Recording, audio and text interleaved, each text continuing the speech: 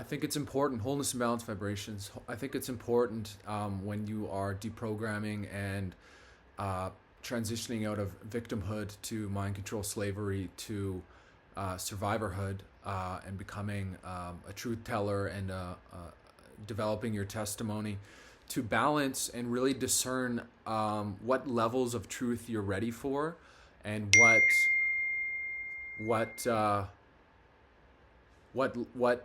what agendas and what truths you're ready to handle for your nervous system to integrate it. I really did not pay attention to my body when I was learning about the program, the agendas, the MK Ultra, and I I was a part of energetic synthesis for years before I realized that I was really doing myself a number and putting more stress and cortisol in my body and adrenaline.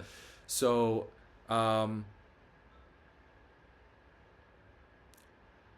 the truth is true, but at some point you have to enter in the dark night of the soul process.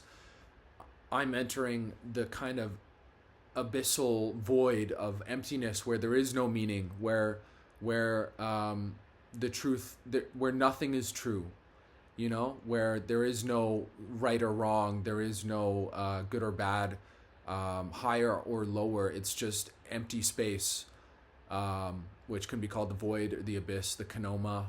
And in that space, it's very liberating because you don't have any truth to grasp and conceptualize and process. It's just empty space where you're kind of floating. And so for me in my process, that has been really liberating to just sit in the idea that there are no true ideas.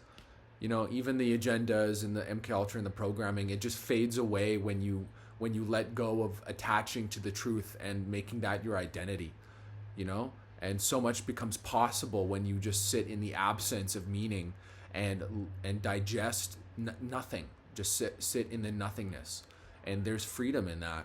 So there's times, it's like in Ecclesiastes, there's everything is vanity, but there's a time for movement, there's a time for rest, there's a time for right.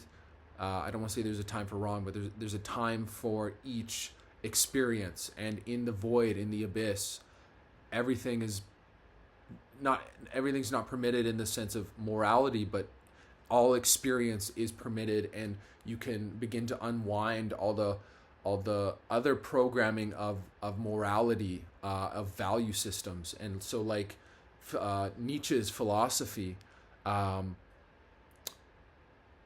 you really create your own values in that absence. God is dead. We have killed him. It's a sense of like the ultimate moral code is absent. It's dead. We are now sovereign, creating our own value system and moral code based on our experiences and what we see working in the world around us. You know, and for a while, I had a phase of life where I had to do the wrong thing to learn what my values were. And it says in the book, Marriage of Heaven and Hell, a repressed desire creates pestilence. So, and that's what these higher occult orders are doing. They're satisfying their desire so that they can get out quicker.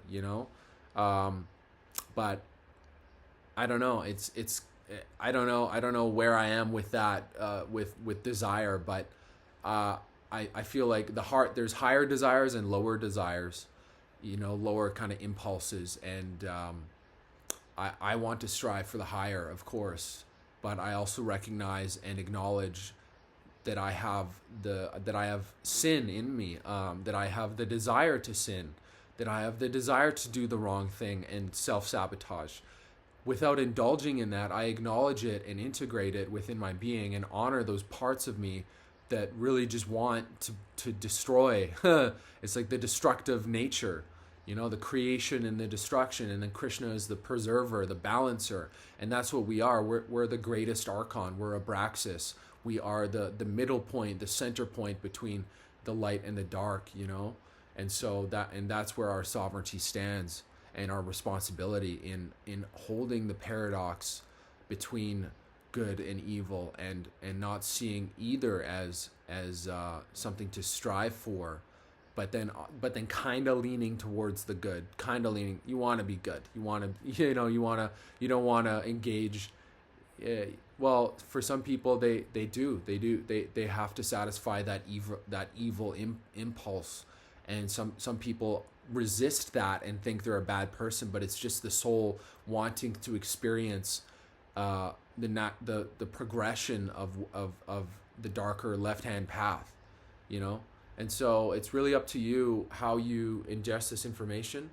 And I pray that all of my information is accurate and correct, and I could be wrong. I could come back to this video in a year and go like, yeah, that was total bullshit, but it's where I'm at right now, and I honor that process. And so I wish you a happy journey, and I wish that you honor where you're at and take your time to peel back all the rocks, to look beneath all the rocks, see what worms are there, see what bugs are there, and really understand what it is that we're doing here.